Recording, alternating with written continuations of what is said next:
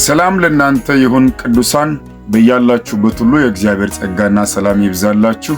እኔ ወንድማችሁ ፕሮፌት ኃይሉ አልቻየ ከመለኮት ምንጭ ዓለም አቀፍ ቤተክርስቲያን። ዘውትር ማለዳ የሚደረገው ቀንን መዋጀት ጸሎት በእንዲህ አይነት መልኩ አሁን ተጀምሯል።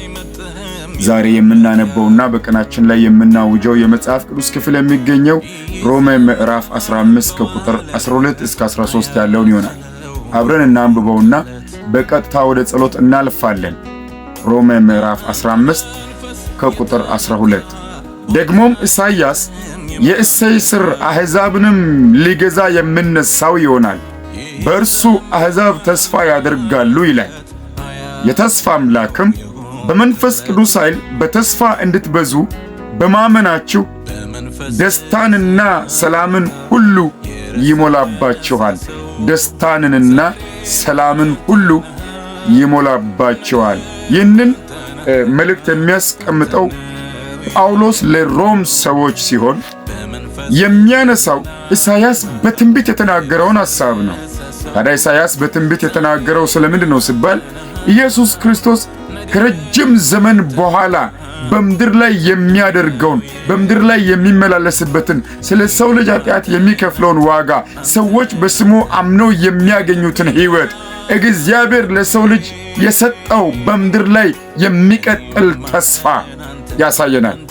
በምድር ላይ ባለ በሰው ዕድሜ ውስጥ በምድር ላይ ያለው እያንዳንዱ ነገር የምድር ቆይታውን ጨርሶ እስኪጠቀለል ድረስ ባለው ጊዜ ይሄ የኢየሱስ ክርስቶስ ስም ገዢ ሆኖ ይኖራልና በዚህ ግዛት ውስጥ የሚያልፉ ድነታቸው፣ ጽድቃቸው፣ ሕይወታቸው፣ ክብራቸው፣ ደስታቸው የሚወሰነው እግዚአብሔር ለዓለም መድኃኒት አድርጎ በላከው በክርስቶስ ኢየሱስ በማመን የሚመሰረት ነው የሚሆነው። ከዛ ውጪ ያለው ግን ለፈተና፣ ለሰልፍ፣ ለጦርነት፣ ለዲያብሎስ አገዛዝ፣ ለጨለማው መንግሥት የተጋለጠና ቅጥር አልባ ነው። እደግመዋለሁ ይህንን አማርኛ፣ ቅጥር አልባ ነው። ጥበቃ የሌለው ነው። የሚጠነቀቅለት የሚያስብለት እንዲሁም ደግሞ ሊያድነው የሚችል ኃይል ሌላ ተጓዳኝ የሌለው ብቻውን የሚባዝን አውሬው ወይም ደግሞ ዲያብሎስ በፈለገው ሰዓት በወደደው ጊዜ ተነስቶ የፈለገውን የሚያደርግበት አመፅን፣ ተንኮልን፣ ክፋትን የሚፈጽምበት ለዛ አመፃ የተጋለጠ ይሆናል። በክርስቶስ ኢየሱስ ላሉት ግን እግዚአብሔር ያዘጋጀው ይህ መድኃኒት ቅጥር ይሆንላቸዋል፣ ከለላ ይሆንላቸዋል፣ ጥበቃ ይሆንላቸዋል። ከዚህ የተነሳ የእግዚአብሔር ቃል ሲናገር ምንድን ነው የሚለው? የእሴይ ሥር አሕዛብንም ሊገዛ የሚነሳው ይሆናል፣ በእርሱ አሕዛብ ምን ያደርጋሉ? ተስፋ ያደርጋሉ ይላል። ለምንድን ነው ተስፋ የሚያደርጉት? ለምድር የተሰጠው ተስፋ ክርስቶስ ስለሆነ በክርስቶስ ኢየሱስ በማመን የሚገኘው ሕይወት በተስፋ የተሞላ ነው። ተስፋው የሚገኘው በስሙ በማመን ነው። በስሙ ስናምን እግዚአብሔር ለምድር የሰጠው የመዳን፣ የሕይወት፣ የሰላም ተስፋ ያገኘናል ማለት ነው።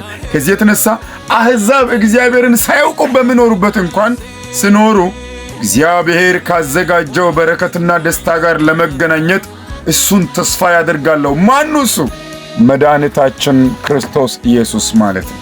የእግዚአብሔር ስም ለዘላለም ይባረክ። ከዚህ የተነሳ ከቁጥር 13 ላይ እንዲህ ይላል፣ የተስፋ አምላክም በመንፈስ ቅዱስ ኃይል በተስፋ እንድትበዙ።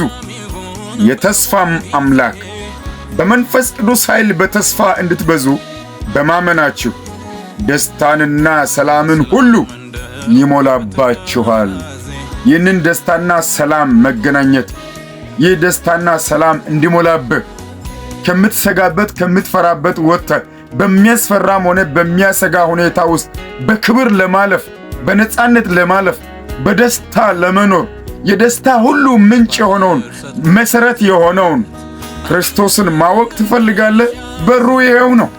እኛ የምናመልከው የሃይማኖት ሥርዓት የምንፈጽምበት ሳይሆን የሆነ እንዲህ አይነት የሚባል ስም ያለው የሃይማኖት ተቋም አለን ብለን ስለዛ ተቋም የምንቆረቆርበት ሳይሆን መድኃኒታችን ክርስቶስ ኢየሱስ የምድር ተስፋ ነው።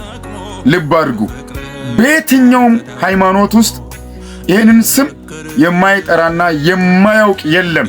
በደፈና በቸልተኝነት እንዲሁም ደግሞ በሌላ ሃይማኖት ካባ ተሸፍነው ለስሙ የሚሰጠውን ክብር ለማዛነፍ፣ ለማንሻፈፍ፣ ለሌላ ለመስጠት ከሚደረግ ጥረት ውጪ የማያውቀው የለም። የሚገርመው ግን ቢያውቁትም ባያውቁትም ቢቀበሉት ባይቀበሉት እሱ በሰማይም በምድር ገዢ ነው። በመጨረሻው ጊዜ ማንኛችንም ቢሆን በፍርድ ዙፋን ፊት መቆማችን አይቀርም እና ሊፈርድ ይመጣል። እያንዳንዳችን ስላለፍንበት መንገድ ለዛ ለአንዱ በዙፋኑ ላይ ለተቀመጠው ንጉሥ ምላሽ እንሰጣለን። ስለዚህ ዛሬ እግዚአብሔር በሰጠን ዕድሜ፣ ዛሬ እግዚአብሔር በሰጠን ጤና፣ ዛሬ እግዚአብሔር በሰጠን ጊዜ በእግዚአብሔር ፊት ትክክለኛውን ምርጫ እንድንመርጥ ያስፈልጋል። እሱም ማን ነው ቢባል አሕዛብ እንኳን ተስፋ ያደርጉታል። ማንን? ከኢሳይያስ የእሴይ ሥር አሕዛብን ሊገዛ የምነሳው ይሆናል። በእርሱ አሕዛብ ምን ያደርጋሉ? ተስፋ ያደርጋሉ። ለእኛም የተሰጠን እሱ ነው። ከዚህ የተነሳ ቃሉ ሲናገር የተስፋ አምላክ በመንፈስ ቅዱስ ኃይል በተስፋ እንድትበዙ በማመናችሁ ደስታንና ሰላምን ሁሉ ይሞላባችኋል ይላል። በሚያስቸግር ሁኔታ ውስጥ ተስፋ በሚያስቆርጥ አቅም በሚያሳጣ ግራ በሚያጋባ በእያንዳንዱ ሁኔታ ውስጥ አልፋችሁ በተስፋ ለመቆም አቅም የሚሆን አምላክ አለ።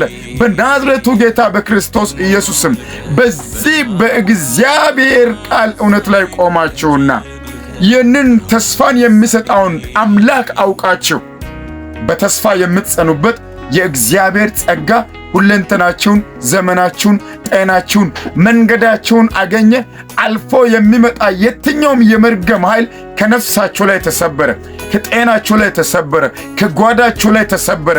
ከምትኖሩት ከሕይወት ዘይቤ እንዲሁም ደግሞ ለእግዚአብሔር ከምትሰጡት ፍርሃትና ስግደት በኢየሱስ ክርስቶስ ስም ተቆረጠ። ነፍሳችሁ አዳኙን ክርስቶስን በማግኘት ማረፍ ሆነ፣ መልካም ሆነላችሁ ብዬ አወጅኩ። በኢየሱስ ክርስቶስ ስም ተባርካችኋል። ሻሎም።